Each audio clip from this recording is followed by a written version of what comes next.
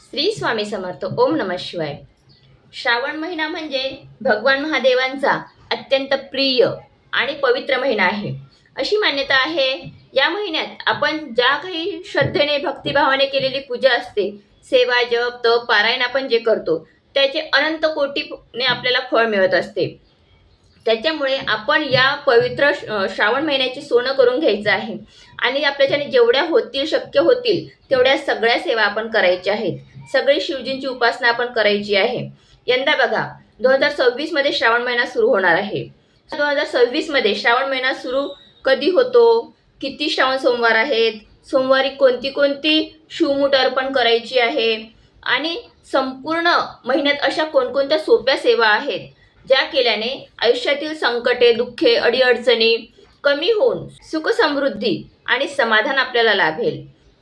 आजच्या व्हिडिओमध्ये आपण सर्व माहिती अगदी सोप्या भाषेत जाणून घेणार आहोत. त्यामुळे हा व्हिडिओ शेवटपर्यंत नक्की बघा, म्हणजे तुम्हाला सर्व महत्त्वाची माहिती जी आहे ते मिळणार आणि तुम्ही सुद्धा खूप चांगल्या पद्धतीने श्रावणामध्ये शिवजींची कृपा प्राप्त करणार. बघा मैत्रिणींनो, आपल्या हिंदू धर्मात श्रावण महिन्याला विशेष महत्त्व दिलेलं आहे.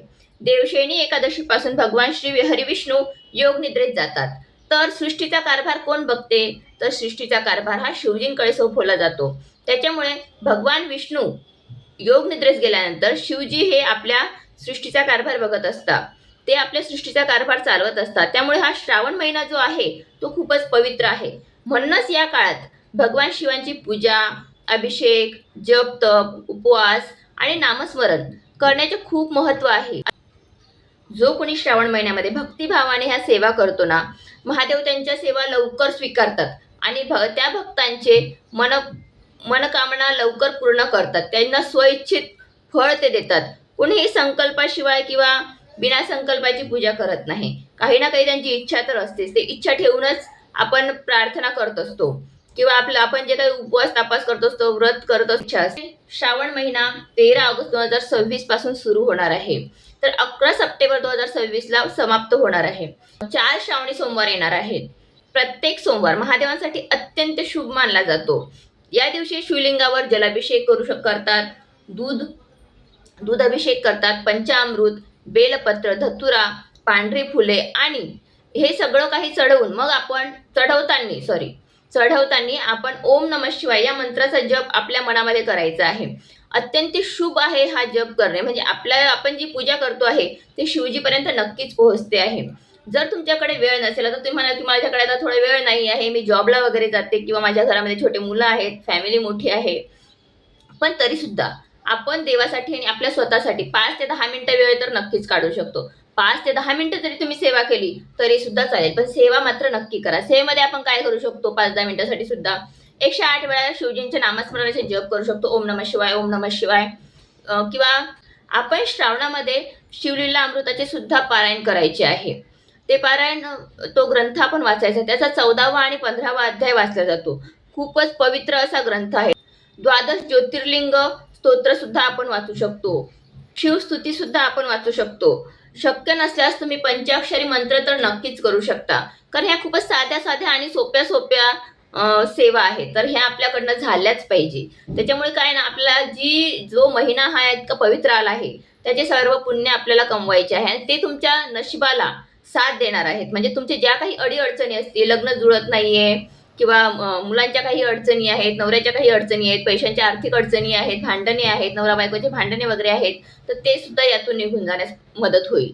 त्याच्यामुळे ह्या सगळ्या सेवा तुम्ही नक्की करा. शिवजी या महिन्यामध्ये आपल्यासाठी पृथ्वीवर आलेले असतात, त्यासाठी आपण त्याचा फायदा करून घ्यायचा आहे.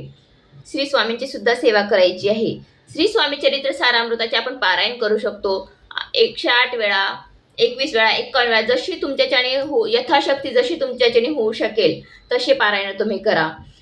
श्री गुरुचरित्र पारायण करा किंवा नवनाथांचे भक्ती साराचे वाचन करा, स्वामी समर्थ नामाचा जप करा. इतक्या छोट्या आणि सोप्या पारायणे आहेत, तर ते आपण नक्कीच केले पाहिजे. याचे सुद्धा आपल्याला खूप जास्त फळ मिळते, कारण हा महिना इतका पवित्र आहे. जर तुमच्या परिसरामध्ये स्वामी समर्थ केंद्र असेल तर तिथे जाऊन करा.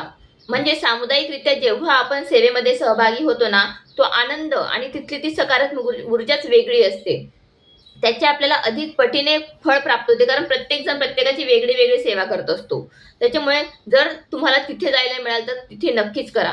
पण जर तिथे नसेल मिळत तर घरी तुम्ही हे छोट्या छोट्या सेवा नक्की करू शकता. खूप वेळ नसेल पण तरी सुद्धा थोडा वेळ काढून ह्या सेवा नक्की करा. पारायणे, शिवलीला अमृताचे पठण हे नक्कीच करा. आता काय तुम्हाला रोज जरी शक्य होत नसेल तरी सुद्धा भगिनींनो, तुम्ही प्रत्येक सोमवारी शिवपूजा नक्की करा. म्हणजे घरातील शिवपूजा करून शिवजींना आपण अशी प्रार्थना करावी की शिवशंभू, माझ्या घरातील सगळ्या अडी अडचणी, दुःख, दारिद्र्य, कष्ट, भांडणे, आर्थिक पैशांचा त्रास तो सगळं जाऊ द्या आणि मला माझ्या घरामध्ये सुख समृद्धी, आयुरारोग्य, यश सगळं काही मिळू द्या, अशी मी तुम्हाला प्रार्थना करत आहे. आणि तुमची प्रार्थना शिवजी नक्कीच ऐकतील आणि तुमच्या सगळ्या अडचणी सुटतील.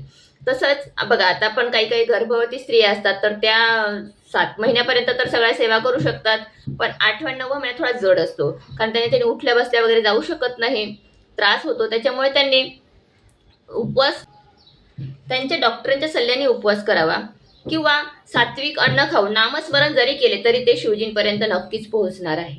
त्याच्यामुळे जास्त त्रास किंवा होत असेल आपल्याला तर आपण हे शक्यतो टाळावे, कारण आपल्या प्रकृतीनुसारच आपण उपवास, तपास आणि बाकीच्या सेवा कराव्यात. या महिन्यात कटाक्षाने मांसाहार टाळावा. मांसाहार करू नये. मांसाहार किंवा मद्यपान, तामसिक पदार्थ, बघा कोणी कोणी तर ना लसूण कांदा सुद्धा खात नाही, तर त्याच्याने एवढं शक्य नसेल तर तुम्ही मांसाहार तर कटाक्षाने टाळाच. मांसाहार करू नका, कारण हा खूपच पवित्र महिना आहे. या महिन्यामध्ये खोटे बोलू नका, कोणाचाही अपमान करू नका आणि आपण दान सुद्धा या महिन्यामध्ये खूप करू शकतो. अन्नदान, वस्त्रदान, यथाशक्ती तुमच्याच्याने जसं होईल तसं. देवाचे रोज नामस्मरण करा, म्हणजे शिवजी तुमचे सगळे काही जे काही त्रास असतील ते सगळे काढून टाकतील. श्रावणातील प्रत्येक सोमवारी श्रद्धेनुसार शिवमूठ अर्पण करायची असते शिवजींना, पण ते तुमच्या परंपरेनुसार. काही काही स्थानिक ठिकाणी काय असते ना की आपल्या कुलाचारानुसार कोणते कोणते धान्य आपल्याला शिवजींना चढवायचे शिवमठमध्ये ते त्यांचं आधीच कुलधर्मानुसार ठरलेलं असते.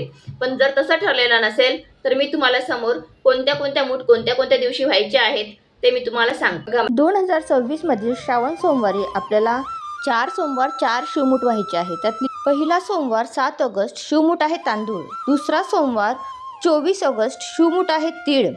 तिसरा सोमवार 31 ऑगस्ट शिवमूठ आहे मूग. चौथा सोमवार 7 सप्टेंबर शिवमूठ आहे जवस. अशा प्रकारे आपल्याला शिवमूठ व्हायची आहे आणि शिवजीला छोटीशी प्रार्थनासुद्धा करायची आहे की हे शिवजी, माझ्याच्याने काही चूक झाली असेल तर मला क्षमा करा. तुमचे आशीर्वाद सदैव आमच्यावरती बनून राहू द्या. आमच्या अडीअडचणी दुःख दूर करा, अशी आपल्याला त्यांना छोटीशी प्रार्थना करायची आहे. मैत्रिणींनो, आपण ह्या सगळ्या काही सेवा तर करणारच आहोत आणि आपल्याला ह्या सगळ्या सेवा करायच्याच आहे. याच्यामध्ये श्रावण महिन्यामध्ये तुम्ही सत्यनारायण सुद्धा करू शकता. सत्यनारायण करणे सुद्धा खूप शुभ मानले गेले आहे. त्याचे कारण श्रावण महिनाच इतका पवित्र आहे की आपण ज्याही सेवा करू, जेही पूजा अर्चना करू त्याचे आपल्याला 4 पटीने फळ मिळणार आहे.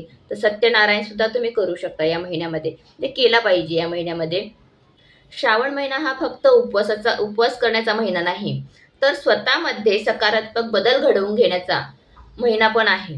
मनापासून केलेली छोटीशी सेवा सुद्धा तुम्ही महादेवांपर्यंत पोहोचेल आणि तुमच्या सगळ्या अडीअडचणी सुटतील.